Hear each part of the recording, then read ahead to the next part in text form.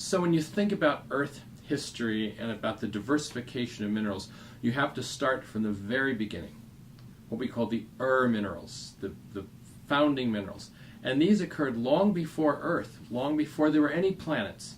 In fact, they occurred in the very first few million years of the cosmos in exploding stars. You see, you have to think, what is a mineral? A mineral is a crystalline compound that has a very fixed set of chemical compositions. So, when could a crystalline compound have formed? They can't be at too high temperature. So right after the Big Bang, you had helium, you had hydrogen. Those are gases. They're not going to form crystals. So you had to form the first stars. And those stars, through nuclear processes, started generating more and more chemical elements. Carbon, oxygen, nitrogen, silicon, magnesium, calcium, the major rock-forming elements. But of course, they're still locked in that star. They're too hot. There's no minerals because it's too hot. So you have to wait till the star changes. And it can change in a couple ways. In some kinds of stars, very energetic stars, pulses of energy cause envelopes of gas to be burst out into space. And that gas can contain those other elements. It can cool. But even more dramatically, the supernova, when the entire star explodes and releases all of those chemical elements into the cosmos. And when it does that, that gas expands, it cools, and when a carbon-rich part of that star cools to below 4,000 degrees above absolute zero, diamond forms. Diamond is the first mineral in the cosmos because it has a fixed chemical composition of a very common element in stars, carbon, and it has a very, very high temperature at which it first crystallizes. Then you cool 400 degrees more to 3,600 degrees above absolute zero, and graphite form. The mineral that you find in your pencil, that's graphite, another pure form of carbon.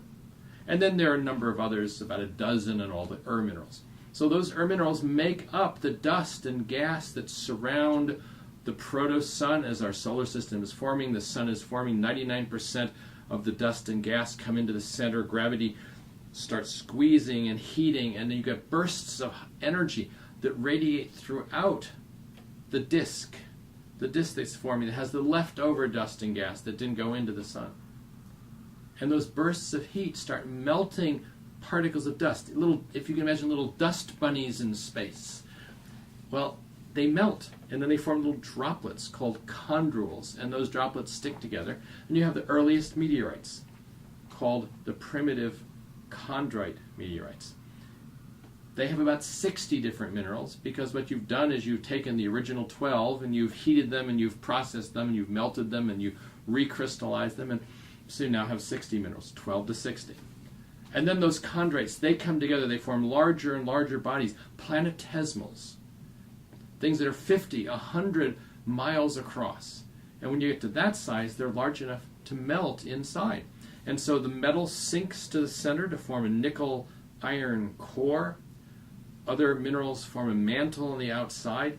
And all these processes, plus the fact that water interacts and alters those rocks and minerals, and heat metamorphoses them, and you have impacts where two planetesimals collide together and forming shock minerals. You get up to 250, 12 to 60 to 250.